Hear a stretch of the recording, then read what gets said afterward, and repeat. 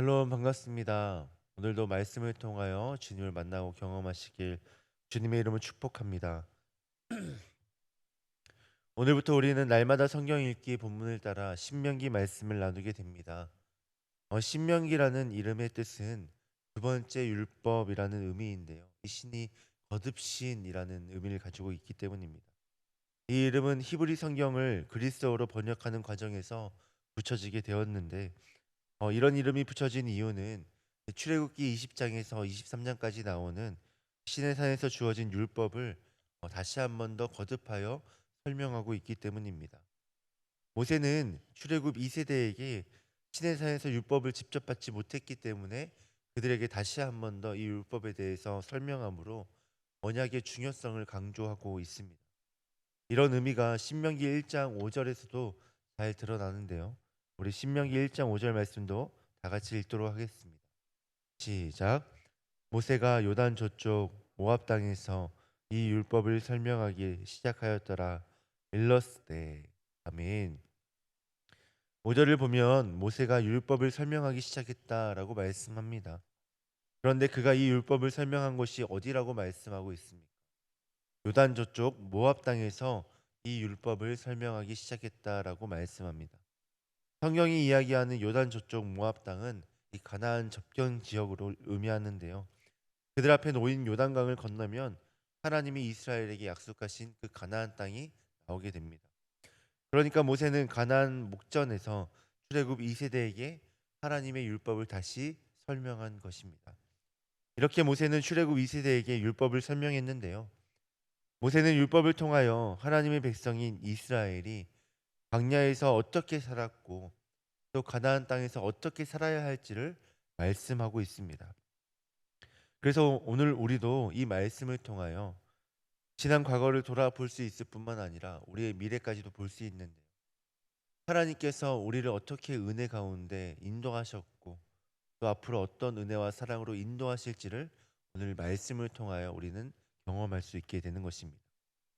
사랑하는 성도 여러분, 이 말씀을 통하여 하나님의 허락하신 그 은혜를 돌아보시길 간절히 소망합니다. 또한 앞으로 어떻게 하나님께서 우리를 은혜로 이끌어 가실지를 바라보실 수 있기를 주님의 이름으로 축복합니다. 오늘 신명기의 첫 시간에서 오늘은 신명기의 첫 시간이기에 성경의 말씀을 주로 나누기보다 신명기가 어떠한 성경인지를 좀 더 살펴보기를 원하는데요.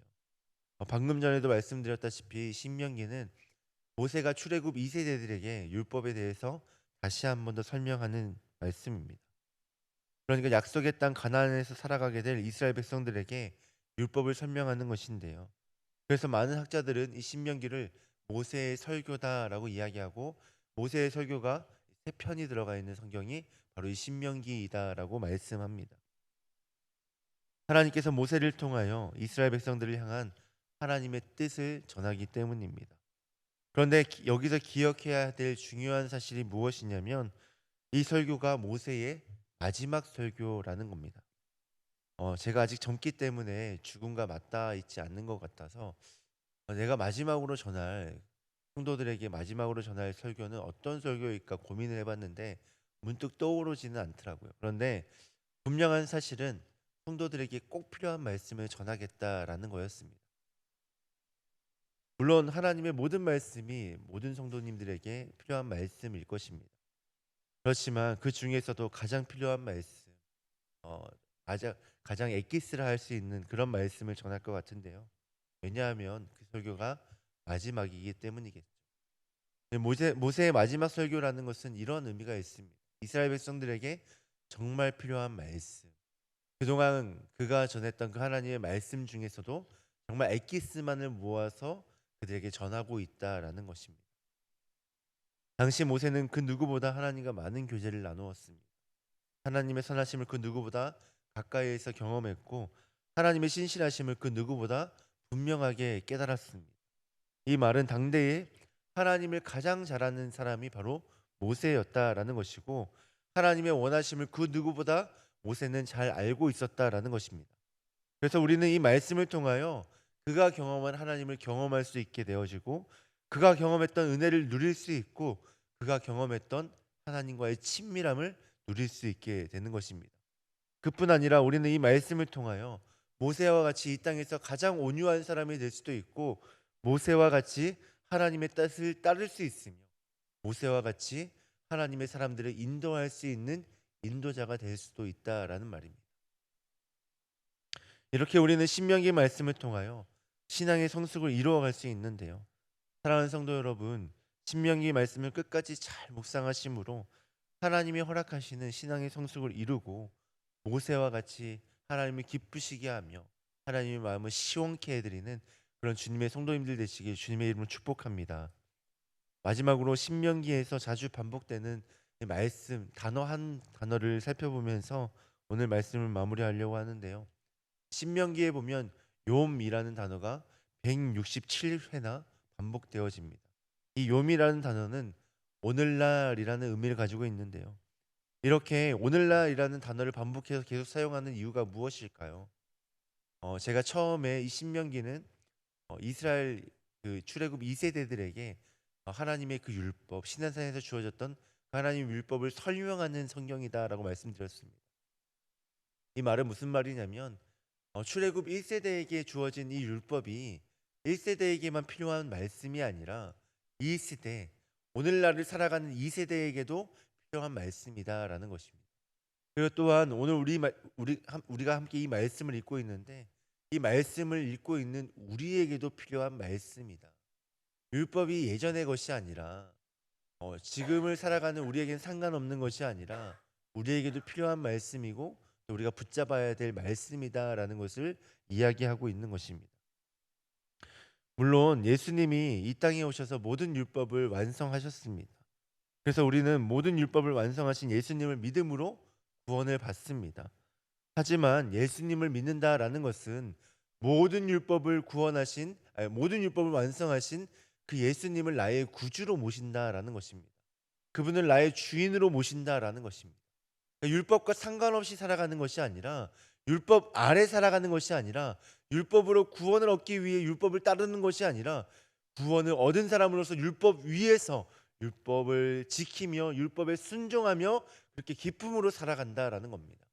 그러니까 율법을 따르는 동기가 내가 구원을 얻기 위함이 아니라 나를 이미 구원하신 그 하나님의 사랑에 감격하여 그 은혜에 감사하며 기쁨으로 기꺼이 따라가야 될 말씀, 그 율법이라는 것입니다. 신명기는 오늘 우리가 하나님의 말씀을 왜 순종해야 되는지를 다시 한 번 더 말씀하고 있습니다.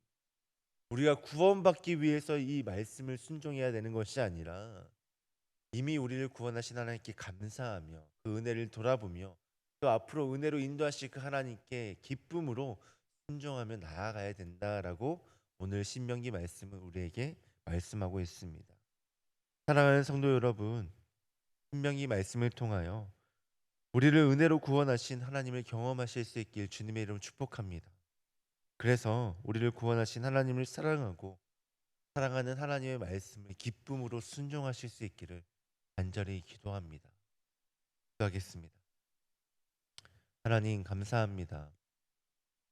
신명기 말씀을 통하여 오늘 우리가 하나님의 말씀을 왜 순종하며 왜 따라가야 되는지를 다시 한 번 더 깨닫게 하심에 감사합니다. 우리가 구원을 받기 위해 주님의 말씀을 순종하며 따라가야 되는 것이 아니라 이미 하나님께서 허락하신 그 은혜와 구원으로 인하여 우리가 감사하며 기쁨으로 그 말씀을 따라야 함을 다시 한 번 더 깨닫게 되었습니다. 하나님, 이 말씀이 출애굽 1세대에게만 주어진 말씀이 아니라 출애굽 2세대에게, 당시에 오늘을 살아가던 그들에게 필요한 말씀이었고 그들이 따라야 하는 말씀이었듯 오늘 우리가 이 말씀을 대하면서 이 말씀을 묵상하면서 오늘 우리에게 필요한 말씀이며 우리가 따라야 할 말씀임을 다시 한 번 더 기억하고 하나님이 예비하시고 또 하나님께서 허락하실 그 모든 복을 누리며 하나님의 인도하신 가운데 하루하루 주님과 동행하며 살아갈 수 있도록 주님 역사하여 주시옵소서. 그렇게 우리의 삶을 붙드시고 이끄실 주님 기대하고 소망하며 그 주님께 감사함으로 기쁨으로 순종하며 나아가겠다 고백하며 이 모든 말씀 예수님의 이름으로 기도합니다. 아멘.